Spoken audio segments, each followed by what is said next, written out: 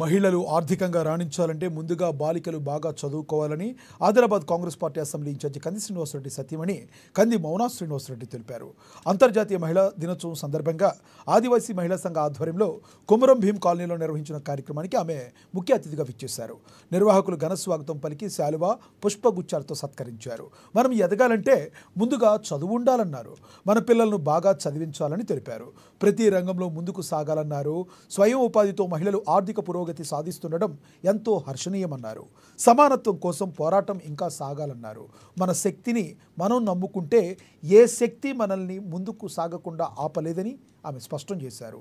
అందరికీ మరోసారి మహిళా దినోత్సవ శుభాకాంక్షలు తెలుపుతున్నానన్నారు. అనంతరం లిటిల్ ఫ్లవర్ స్కూల్లో జరిగిన మహిళా దినోత్సవ కార్యక్రమానికి హాజరయ్యారు. రేణుకమ్మ నిజంగా ధన్యవాదాలు. వీళ్ళ తరపు నుంచి మా అన్నలు కూడా చాలా మహిళలు చాలా అర్థం ఏమన్నంటే వాడిపోతారు. శక్తి ఒక కలము లాంటి కత్తిని పట్టాలి. నమస్కారం. ఇక్కడ వరకు వచ్చి ఈ ప్రసంగాలన్నీ వినడానికి వచ్చిన ప్రతి ఒక్క అక్కకి మీ అందరికీ నమస్కారం. ముఖ్యంగా మొదటిగా మహిళా దినోత్సవ శుభాకాంక్షలు, అంతర్జాతీయ మహిళా దినోత్సవ శుభాకాంక్షలు. ఈ ఒక్క రోజే కాదు, మనం ప్రతిరోజు అంటే మహిళా దినోత్సవం కాబట్టి ఈ రోజు మనం ఒకరికొకరం చప్పట్లు కొట్టుకొని ఒకరికొకరం ప్రోత్సహించుకోవడం కాదు.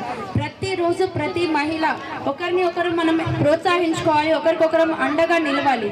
ఈ పురుషుల సమాజంలో మనకి మనం తోడుగా ఉన్నామనే ధైర్యాన్ని మనం ఇచ్చుకోవాలి. పురాణాల నుంచి తీసుకుంటే కూడా రాముడే కానీ కృష్ణుడే కానీ ఏ భగవంతుడైనా కానీ ఏ కులానికి చెందినవాడైనా కానీ ఆ భగవంతుడిని కనిందే ఒక అమ్మ, ఒక స్త్రీ. మనం జన్మనిస్తేనే పుట్టారు.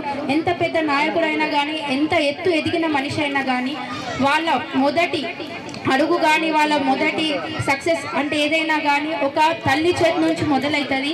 మనం వాళ్ళకి నేర్పించిన దాంట్లోనే అది బడే కానీ అది గుడే కానీ అది ఇల్లే కానీ మనం ఒక స్త్రీ అనే వాళ్ళు మనం నేర్పిస్తేనే వాళ్ళు ముందుకెళ్తున్నారు. కాబట్టి మనం దేంట్లో తక్కువ కాదు. నేను మహిళని, నా వల్ల కాదు, నేను ఇల్లు దాటను, ఇల్లు వరకే నాకు తెలుస్తుంది, అంతకు మించి నాకు తెలియదు, డబ్బుల విషయాలు నాకు తెలియదు, మా ఆయన చూసుకుంటాడు.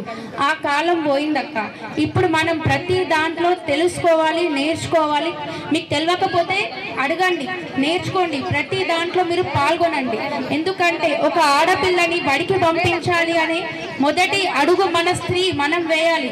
తల్లిగా మనం దాన్ని ప్రోత్సహిస్తేనే మన తండ్రి కానీ ఎవరైనా కానీ వాళ్ళని ముందుకు జరుపుతారు.